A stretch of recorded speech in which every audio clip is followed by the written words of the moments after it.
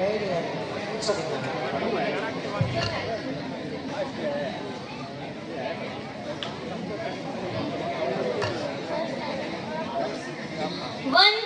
मातरम। दोस्तों, हम तिरंगा लहराएंगे और भक्ति गीत गुनगुनाएंगे। वादा करो इस देश को कि दुनिया का सबसे प्यारा देश बनाएंगे।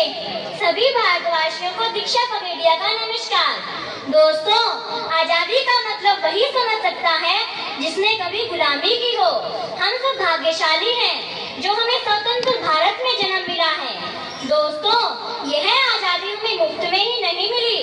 इस आजादी के बदले हमारे देश के कितने वीर जवान शहीद हुए हैं। दोस्तों, जब एक नौजवान देश की रक्षा के लिए बॉर्डर पर जाता है तो केवल एक ही जवान तैयार नहीं होता, बल्कि उसके बूढ़े माँ बाप के कई सपने, चूड़ी, मंगलसूत्र और तैयार होती है कई हसरतें। और जब कभी आतंकवादी हमले में वो जवान शहीद हो जाता है तो पता है क्या होता है?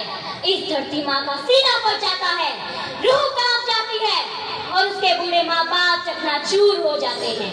उसके बूढ़े माँ बाप के कई सपने, वो चूड़ी, वो बिंदी, वो मुस्कान, सब एक सफेद कागज की तरह खामोश हो जाते हैं। जब एक जवान शहीद होता है तो केवल एक ही परिवार नहीं रोता, बल्कि वो हर व्यक्ति रोता है जो शहादत के मायने समझता है। वो हर नागरिक रोता है जो अपने देश के प्रति प्यार रखता है। और जब तिरंगे से लिपटे हुए जवान को एक माँ आखिरी बार अपने सीने से लगाती है तो 133 करोड़ हिंदुस्तानी रोते हैं। यही हमारे देश की सच्चाई है।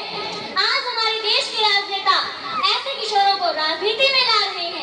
हमें ऐसे स्वार्थी और सस्ती नेतागिरी करने वाले राजनेताओं की जरूरत नहीं है, जरूरत नहीं है, जरूरत नहीं है। क्योंकि अब ये भारत देश 1962 वाला देश नहीं रहा।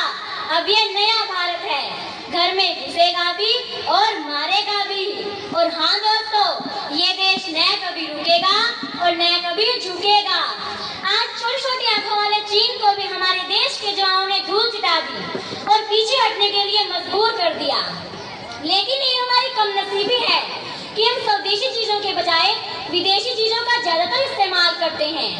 दोस्तों, आप सभी को मालूम होगा कि अंग्रेज हमारे देश में व्यापार के लिए आए थे और हमें ही गुलाम बना लिया था। इसी तरह हम विदेशी चीजों का ज्यादातर इस्तेमाल करके हमारे देश की आर्थिक परिस्थिति बिगाड़ रहे हैं।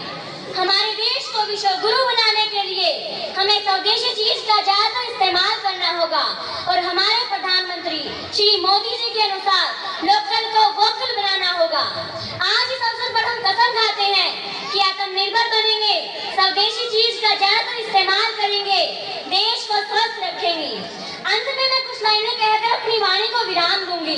दोस्तों, भारत को कर बुलंद इतना कि विश्व की परीक्षा से पहले आखिर भारत से पूछे, बोल तेरी रजा क्या है। बाकी तो दोस्तों, ना ही मेरी उम्र बड़ी है, ना ही मेरा रूप बड़ा है और ना ही मेरा नाम बड़ा है। मुझे तो इस छोटी सी बात पर गर्व है कि मैं हिंदुस्तान की हूँ और हिंदुस्तान मेरा है। धन्यवाद।